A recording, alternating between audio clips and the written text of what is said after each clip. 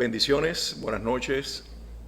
Dios te bendiga en esta tarde, noche de miércoles. Como cada semana estamos teniendo este tiempo de buenas noticias, este tiempo que estudiamos la palabra juntos y ponemos la atención en algún tema. Ya puede ser quizás algún tema como hicimos semanas anteriores que estuvimos estudiando los salmos, recuerdan, de los hijos de Coré, y pusimos nuestra atención en esa sección simplemente de el libro de los salmos, y hemos estudiado otros temas que tienen que ver con el Evangelio.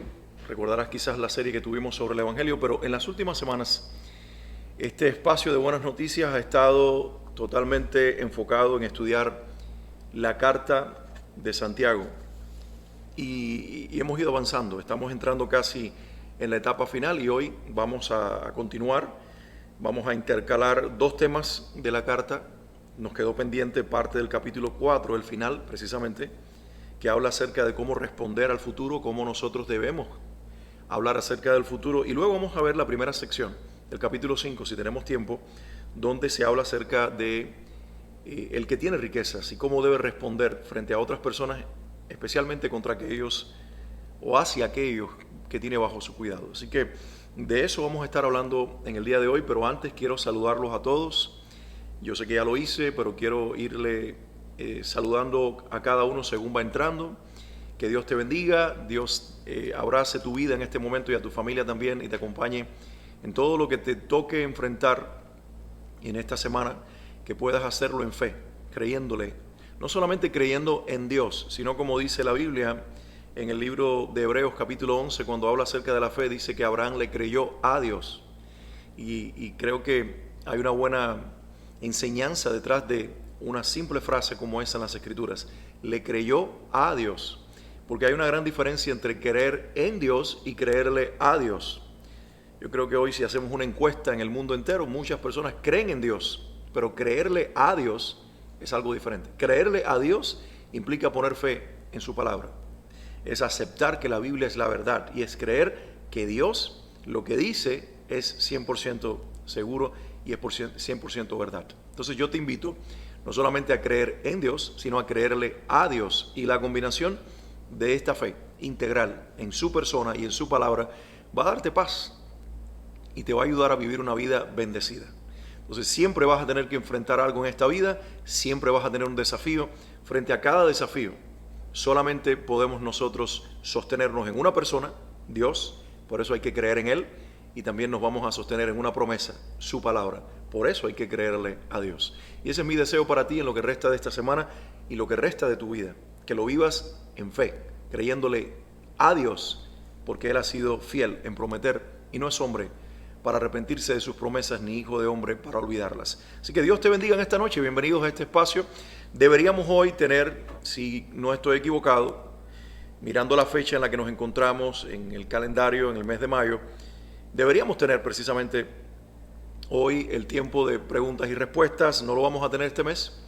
Quiero seguir adelante con la carta de Santiago, quiero terminar lo que falta del libro de Santiago e irnos preparando para otros temas interesantes que ya estoy cocinando, y el Señor ha puesto en mi corazón estudiar juntos acerca de otros temas.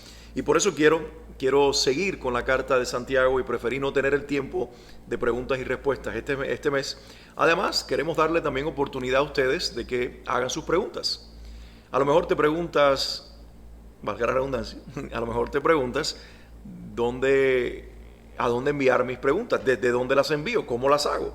Bueno, si no te reúnes presencialmente con nosotros, la manera de hacerlo es bajando nuestra aplicación, bajando el app de Church Center, y allí hacer una cuenta bajo Iglesia Cristiana de Miami.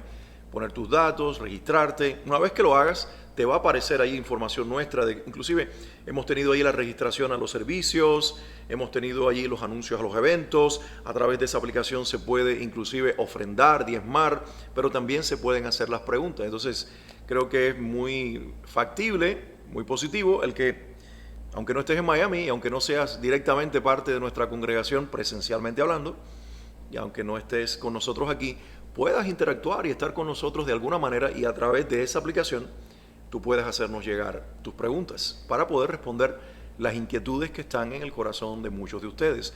Y no necesariamente tienes que estar fuera de Miami, a lo mejor no te estás congregando presencialmente con nosotros o eres de otra congregación, pero te interesaría escuchar una respuesta a una pregunta que está en tu corazón y nunca has tenido la oportunidad de que un pastor te responda una pregunta. Esto no es común que se haga, entonces vas a aprovechar la oportunidad de al menos escuchar esta respuesta por medio mío.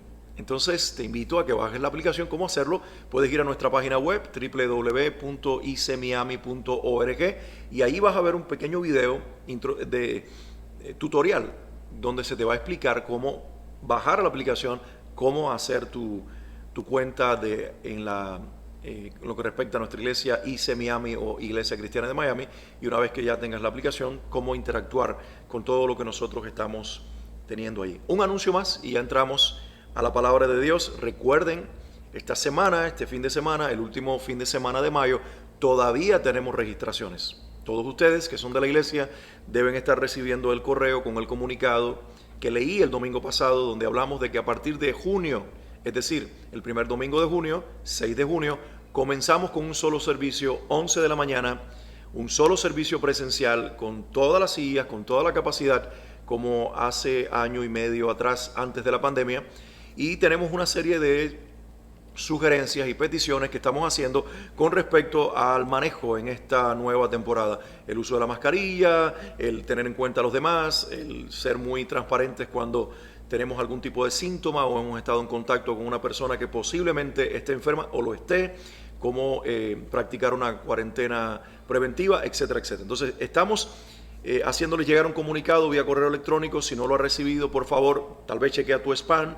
A lo mejor fue ahí al spam el correo. Si tampoco lo ha recibido y chequeaste inclusive tu bandeja de correos no deseados y ahí tampoco está, comunícate con nosotros vía personal, texto, correo electrónico, haz una llamada, localice a tu líder de grupo y pregúntale cómo puedes recibir el comunicado para que lo puedas leer e interiorizar. Pero a grandes rasgos, les recuerdo, no es hasta junio 6. Junio 6, que es el próximo mes. Estamos a tan solo una semana de esa fecha. Comenzamos con servicios presenciales, un solo servicio, 11 de la mañana, con toda la capacidad abierta. No hay que registrarse, pero esta semana sí seguimos teniendo los dos servicios, 10 y 11 y media, y sí tenemos capacidad restringida todavía esta semana y la necesidad de que te registres. Entonces digo esto por si hubo una pequeña confusión. Espero que no. Yo espero haberlo dicho lo más claro posible en los servicios del domingo pasado. Lo leí textualmente para que no se prestara confusión, pero siempre puede ser que se nos olvide algún detalle, que nos pase por alto algo, y es bueno que cada uno de ustedes se le refresque y sepan de qué estamos hablando y cómo estamos procediendo. Recuerden entonces, este domingo todavía dos servicios, hay que registrarse, capacidad limitada, y el enero 6, ¿por qué sigo diciendo enero 6? No sé, los quiero confundir, parece. No, es por el inglés, porque la abreviatura de los 2 meses en inglés y español, en inglés enero y junio se parecen, en español no, pero tengo el calendario en el teléfono en inglés y me confunde. Entonces, disculpen ese lapsus. En junio 6, que es la próxima semana, comenzamos de esa manera diferente. Esta semana todavía. Bien, vamos a orar y vamos a ir a la palabra. ¿Les parece? Señor, gracias porque tú estás con nosotros hoy y nosotros bendecimos tu precioso nombre. Gracias por tu cercanía, por tu presencia. Gracias porque eres el aliento, Señor, a nuestra vida. Sigue soplando vida. Gracias porque no te bastó con soplar aliento de vida sobre Adán y a partir de ese momento fuéramos seres vivientes, sino que ahora el aliento del Espíritu Santo para despertar nuestro espíritu, para dar vida a nuestro ser, para darnos paz en medio de tormentas, para darnos confianza en medio de tiempos de desconfianza, de incertidumbre, de inseguridad. Ahí estás tú, alentándonos con el poder del Espíritu Santo para que confiemos en ti, confiemos a tu palabra. Padre, en esta noche estamos alrededor de tu palabra, queriendo que el Espíritu Santo nos vuelva a hablar. Háblanos, bendícenos, ministranos, Señor, en el nombre de Jesús. Amén y amén. Bien, rapidito, la palabra dice en Santiago 4, versículos 13 al 17, la primera sección que vamos a ver, y si queda tiempo entramos al capítulo 5, la primera parte. Dice, ahora escuchen esto, ustedes que dicen, hoy o mañana iremos a tal o cual ciudad, Pasaremos ahí un año, haremos negocios y ganaremos dinero. Y eso que ni siquiera saben qué sucederá mañana. ¿Qué es su vida? Ustedes son como la niebla que aparece por un momento y luego se desvanece. Más bien deberían decir, si el Señor quiere, viviremos y haremos esto o aquello. Pero ahora se jactan en sus fanfarronerías. Toda esta jactancia es mala. Así que comete pecado todo aquel que sabe hacer el bien y no lo hace. Wow. Esta carta sigue siendo directa, sigue siendo confrontativa, sigue siendo una palabra de Dios muy directa que tiene como propósito deshacer de nuestra mentalidad unos criterios y unas actitudes y unas tendencias humanas que pensamos muchas veces que son espirituales y que son acciones de fe, pero todo lo contrario. ¿A qué me refiero? Me refiero al mañana y a cómo respondemos nosotros. Y pensamos nosotros, la gente de fe, sobre todas las cosas. Yo creo que en la mentalidad de este escritor bíblico, quienes son sus destinatarios son creyentes. Y de hecho nosotros lo podemos ver en el capítulo 1, si lo recordamos, cuando él comienza su carta, dice a las 12 tribus que se hallan dispersas por el mundo. Le voy a escribir a los creyentes en Cristo de las tribus de Israel. Él está hablando a personas que han creído. Y mira cómo les habla. Porque el Espíritu Santo le dio el discernimiento y con ello la inspiración para escribir estas palabras porque se da cuenta de que la iglesia en el periodo que él escribe ya entró en una tendencia a malinterpretar la fe. Por eso hablaba de fe versus obras o muéstrame tu fe sin obras y yo te mostraré mi fe por las obras, porque la fe sin obras está muerta. La iglesia había entrado en una tendencia a asumir que esto era solamente por gracia y por lo tanto por fe, lo cual es cierto y no tengo que hacer nada. Y viene este escritor inspirado por el Espíritu Santo, como mismo Pablo al hablar de la gracia, él lo fue y dice, no, esperen un momento, si hay fe, si hay gracia y fe a través de la gracia para ser salvo, eso va a producir en ustedes la verdadera fe, verdadera acción. Entonces no divorcien lo uno de lo otro. Y así va manejando diferentes temas. El tema de la lengua, hablar tiene que ser congruente a creer. Si realmente has creído, tu boca tiene que revelar lo que hay en tu corazón. Y así es como se doma a esta pequeña lengua que controla la rueda de la creación. Y va manejando todos estos temas. Si estás en Cristo, tú no puedes pertenecer a la sabiduría del mundo, carnal, diabólica, que envidia, que codicia. Tú tienes que buscar la sabiduría de arriba, que es primeramente pacífica o pura. Luego va dando otras cualidades que se asemejan mucho al fruto del Espíritu y que de hecho lo son. Y aquí en esta porción del capítulo 4 está hablando acerca del mañana. Y él dice, mucho cuidado con caer en el error de pensar que por fe tú puedes decir, mañana voy a hacer tal cosa. Y hoy tenemos nosotros ese problema en la iglesia moderna. Que nosotros creemos que si usamos la expresión de corazón, no trillada, de corazón, si Dios quiere, nos falta fe. Entonces se ha creado un concepto en la iglesia moderna que si nosotros decimos, si Dios quiere, no tenemos fe. Que lo que hay que decir es, voy mañana a hacer esto, voy a emprender un negocio, voy a tal ciudad, voy a hacer tal viaje. Y si alguien te dice, oye, ¿ya contaste con Dios? Oye, ¿te preguntaste si Dios quiere? Tú le dices, uy, ¿por qué estás matándome la fe? Tú no ves que yo soy un hombre de fe, ¿por qué Dios no quiere?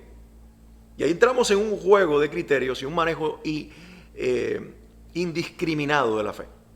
Y realmente el autor bíblico, el Espíritu Santo y el escritor bíblico Santiago están siendo aquí usados poderosamente, Santiago, por el Espíritu Santo para decirnos a nosotros, hello, cuidado, no hay ausencia de fe en decir si Dios quiere, no hay ausencia de fe en contarle a Dios nuestro mañana, porque la fe no es creer que yo lo puedo todo, inclusive controlar el mañana. La fe es aceptar la voluntad de Dios para el presente y también para el futuro, y sobre todo para el futuro.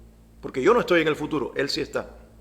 Yo creo que la pandemia que nosotros hemos vivido por más de un año ya es suficiente demostración de que nuestros planes se pueden truncar con un chasquido de dedos del Eterno.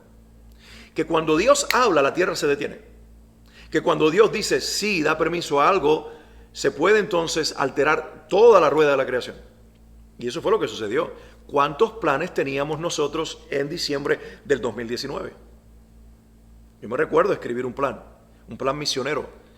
y estar estableciendo, no para el año 2020, sino para toda una década, y estar hablando acerca de crear toda una red de entrenamiento de hombres que fueran a plantar iglesias en lugares donde, principalmente Europa, donde no hay iglesias en poblaciones completas y donde hay más de 10 millones de personas en un país de Europa viviendo sin el Evangelio. Iban a comenzar a hacer toda esta estrategia, crear toda una organización, buscar entonces los patrocinadores, etcétera, etcétera, etcétera, y de momento llega COVID-19 y ¡pum!, lo detiene todo.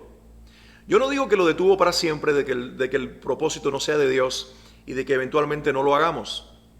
Definitivamente sigo orando y le sigo pidiendo dirección a Dios al respecto, pero lo que Dios sí me demostró es que lo que yo quería hacer en un momento no se hace en el tiempo de uno, se hace en el tiempo de Dios. Y se confirma con lo que declara aquí. Dice, en lugar de decir voy a ir a tal ciudad a hacer negocios, pasaré allí un año, dice, en realidad tú ni siquiera sabes qué sucederá mañana. ¿Cómo vas a hacer planes para los próximos 365 días si el presente no lo conoces? ¿Qué es tu vida? Dice aún más, tu vida y la mía es como una niebla que aparece por un momento y de un momento desaparece. Dice, así es, como una neblina de la mañana, que en la medida que el sol calienta se disipa la humedad que quedó en la mañana y nosotros vemos la neblina que lo turba todo, no vemos nada a través de la neblina, pero en la medida que los rayos del sol penetren, que consumen la humedad que está en el ambiente, se disipa y dice, así es la vida, así de rápida. La incidencia de los años y del envejecimiento como respuesta a los años que se acumulan en un abrir y cerrar de ojos nos hace entender que la vida se termina. Dice, más bien deberían decir, si el Señor quiere, viviremos esto y haremos aquello. Pero lo que hacen ahora es una jactancia, es una fanfarronería, y toda esta jactancia es mala. Y añade algo que muchas veces hemos mencionado, pero lo dice en el contexto de esta tendencia a una falsa fe. Él dice, todo el que sabe hacer el bien y no lo hace, eso le será contado por pecado. ¿Qué está diciendo? Si tú vives esa tendencia de depender de ti, del poder de tus palabras, del poder de tu planificación, y no es que Dios no crea en la planificación preventiva, no es que Dios no crea en una planificación estratégica. Yo creo que en Lucas 14, 25 en adelante, cuando Jesús habló acerca del costo del discipulado, usó ejemplos de planificación. El hombre que va a la guerra tiene que sacar cuentas, qué ejército tiene y con cuál ejército se va a enfrentar, a ver si puede. Y si no, mejor entonces que envíe condiciones de paz y haga una tregua y haga la paz. Dice lo mismo el que construye una torre, que saque sus cuentas primero, no sea que se quede a la mitad de la torre y sea vergüenza para todos. Jesús habló de planificación y lo llevó al contexto espiritual para que saquemos en cuenta si tenemos lo que hace falta para que nos alcance para la eternidad, salvación eterna. En ese sentido, Lucas 14, 25 en adelante, Jesús usó el tema de la planificación estratégica. Entonces, Jesús no está en contra de la planificación estratégica. En Proverbios 24, Dios nos habla, si mal no recuerdo la cita, acerca de la hormiga y nos dice, mira la hormiga, oh perezoso, cómo trabaja en el verano para cuando llegue el invierno tenga los recursos. Y ahí vuelve a enseñarnos la palabra planificación estratégica, trabajar en el tiempo de la productividad para tener recursos para los tiempos de improductividad o donde no sea posible. El detalle no está en planificarnos, el detalle no está en no hacerlo, el detalle está en no contar con Dios, en no preguntarle a Dios, número uno, si ese es el plan, y número dos, si Él nos está dando el permiso para hacerlo de esa manera. Lo que está intentando la palabra de Dios en esta porción de Santiago 4, 13 al 17, es decirnos, no planifiques sin primero buscar la voluntad de Dios. Henry Blackaby, en su fascinante estudio, Mi experiencia con Dios, enseña un principio donde dice, no le digas a Dios que bendiga tus planes, pregúntale a Dios dónde Él se está moviendo, cuál es su voluntad, cuál es su propósito, y dile que te dé las fuerzas y la sabiduría para entrar en el plan de Dios, porque allí te acompañará la bendición. Bendito Dios. Hermanos, tú eres tentado a hacer lo contrario a lo que te estoy enseñando, yo también. Muchas veces me he tenido que arrepentir por planificar fuera de tiempo. Hay veces que el plan es correcto, pero lo hice antes de tiempo. Muchas veces me he tenido que arrepentir por planificar fuera de la voluntad de Dios. Para nada era el plan de Dios. Muchas veces he tenido deseos, quizás inclusive más frecuentes de lo que quisiera, deseos que no acompañan la voluntad de Dios y que no es lo que Dios quería. Y he perdido tiempo, energía, motivos de oración, todo lo innecesario que debía haber canalizado en una dirección, lo hice. ¿Y por qué? Porque me ganó mi corazón humano. Entonces, si hemos incurrido en este error, si hemos cometido este pecado, porque así lo llama la palabra, en el versículo 17, te es contado por pecado hacer lo bueno y no hacerlo, conocerlo y no hacerlo. contar con Dios, darle lugar en tu vida y no hacerlo es pecado. Yo lo he cometido y no tengo ninguna vergüenza en confesarlo. Quiero ser transparente contigo, lo he hecho muchas veces por mi necedad humana y le he tenido que decir al Señor perdóname, y siempre me ha restaurado y siempre me ha dado una segunda oportunidad. Claro, también me ha dado el aprendizaje para no incurrir en lo mismo en esa misma área. Tal vez luego me he confundido en otras áreas y he actuado un poco parecido, pero con los años voy ganando discernimiento y he preferido decirle al Señor, Señor, yo lo voy a hacer, siempre y cuando esa sea tu voluntad. Yo quiero que tú confirmes que es tu voluntad y que realmente tú cierres puertas y abras puertas como tú quieres y que yo sienta el gozo de ver una puerta cerrada y entendiendo que no era tu voluntad, y también gozarme con las puertas que tú abras, más allá de si yo quería o no que esa puerta se abriera. Así que de eso se trata. Y el capítulo 5, que les dije que íbamos a verlo, solamente vamos a ver la primera porción del capítulo 5, los primeros 6 versículos, se los leo rapidito y dice, ahora escuchen ustedes los ricos, lloren a gritos por las calamidades que les vienen encima. Y pareciera que aquí está atacando la riqueza. Habla generalmente, pero no está hablando de todos los ricos. La Escritura no condena la riqueza, condena la manera en que nosotros respondemos a nuestra riqueza personal y cuán sensibles o insensibles somos con respecto a las otras personas y al manejo de nuestro dinero. Esa es la clase de rico que está siendo condenado aquí, no el rico en su generalidad, porque en la Biblia tenemos muchos ejemplos de hombres que fueron enriquecidos. De hecho, la nación de Israel en un día, en 24 horas fue enriquecida, 400 años de esclavitud, y cuando salieron de Egipto, el Señor hizo que los egipcios les entregaran sus riquezas. Cuando se fueron al desierto, iban siendo poderosos. En 24 horas, una nación de esclavos de 4 siglos de esclavitud se volvió rica. Dios no tiene problema con la riqueza. Dios no tiene problema con la riqueza. El asunto es cómo la manejamos. Y eso es lo que condena aquí.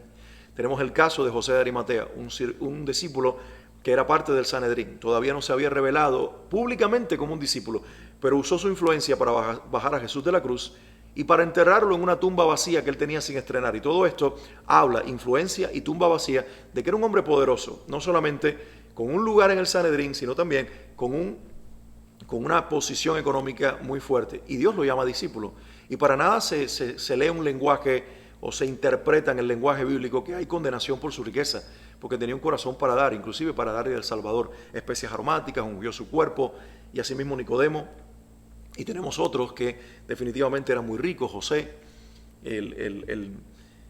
José de Chipre, Bernabé, que entregó sus propiedades a la iglesia o parte de ellas para que las necesidades de los más pobres fueran cubiertas. La riqueza no es condenada en la Biblia, la riqueza es condenada cuando nosotros no la manejamos correctamente, cuando nos gana el egoísmo, cuando somos insensibles frente a la necesidad de los demás y cuando somos abusivos contra aquellos que están debajo nuestro. Y eso es lo que condena aquí.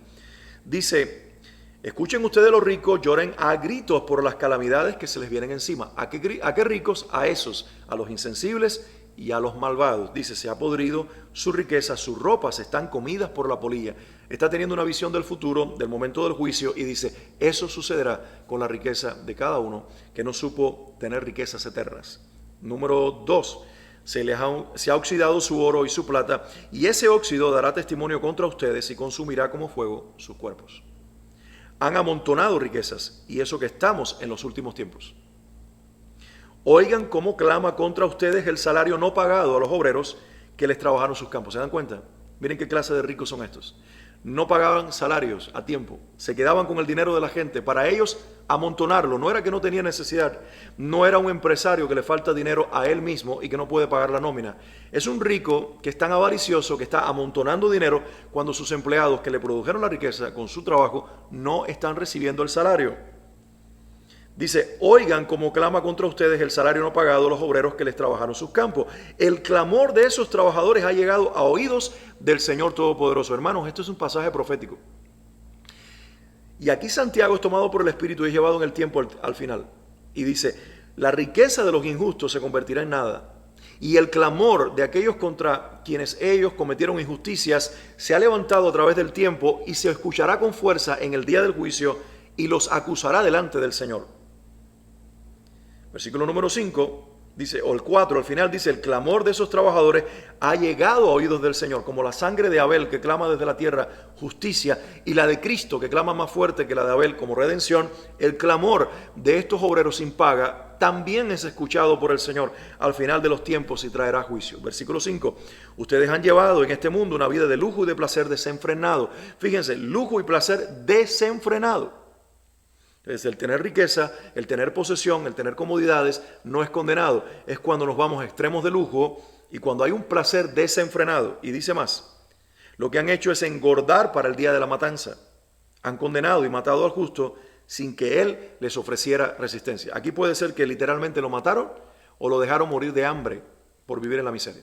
Entonces, la implicación aquí de esta sección del capítulo 5 es el manejo injusto de las riquezas. Hermanos, vivimos en una nación próspera.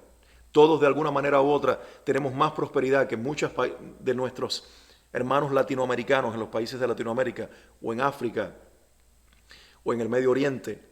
El llamado tercer mundo en su momento o países en vías de desarrollo se les llama hoy. Pero realmente muchos no están ni tan siquiera en vías de desarrollo, están en extrema miseria. ¿Cómo estamos usando nosotros nuestra poca o mucha riqueza?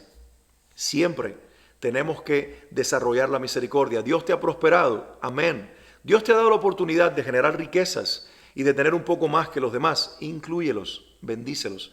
Eres un empleador que paga nómina, por favor, maneja bien tu dinero y no acumules para ti. No te llenes de esa avaricia que siempre quiere más y más y más, olvidándote de que hay un empleado que necesita cubrir las necesidades de su familia y tú lo estás llevando al punto de robarte o de robar a otros o de cometer una locura, o inclusive de que muera y te hagas partícipe de la muerte de esa persona por un estrés, por falta de dinero, o por una enfermedad que generó producto de todas las situaciones que vivió, de ansiedad y demás, por el maltrato al que se sometió de trabajar y no recibir paga. Entonces, yo quiero hacerle un llamado ahora en esta segunda parte, ya casi cerrando, a cada uno de ustedes que tiene la oportunidad de ser bendecido con empresas, con dinero, con empleados. ¡Qué bendición! Pero úsalo como una oportunidad que Dios te da de bendecir, no solamente de ser bendecido, sino de bendecir. La palabra dice en la carta de Pedro, somos bendecidos para bendecir, no somos bendecidos para maldecir. Así que Dios sí te bendijo con algo de riqueza. Tienes un buen salario, o eres un empresario que gana mucho dinero, tienes empleado bajo tu mando y tienes la oportunidad de bendecir familias. Usa de la misericordia junto con la justicia y nunca, nunca serás condenado por lo que tienes, sino que serás un canal del cielo para bendecir a muchos. Pero hay de aquellos que se llenan de insensibilidad, de avaricia y de amor al dinero, y en lugar de encontrar bendición acumulada, encontrarán juicio acumulada en el día que está muy cerca, que ya aquí lo declara proféticamente muy cerca. El fin está cerca, dice en esta carta de alguna manera, y nosotros hoy lo decimos con más vehemencia y mayor énfasis. El fin está cerca. Ya las señales, como dice el himno antiguo, cúmplense todas. Ya la higuera está floreciendo. Ya Israel está anunciando con todas sus guerras y sus conflictos, el día viene, la hora viene. Solamente falta una guerra de naciones contra Israel y una demostración de poder de Dios a favor de Israel, destruyendo a esa confederación, y será el levantamiento del anticristo y entraremos en la última etapa de la humanidad y realmente el tiempo del juicio estaría muy cerca. Así que quizás estemos al umbral de ese fin. Por lo tanto, es tiempo de arrepentimiento, es tiempo de ganar misericordia, es tiempo de dejar al Señor obrar nuestras vidas y convertir en bendición todo lo que nos ha dado y jamás en maldición. El Señor te bendiga en esta noche. Recuerda registrarte para los 2 servicios de este domingo, 10 de la mañana, 11:30. Los esperamos, y si estás en Miami, acércate y déjate bendecir por la experiencia espiritual en la presencia de Dios que tendremos este domingo, el último domingo de mayo, aquí en nuestra iglesia IC Miami. Bendiciones, buenas noches.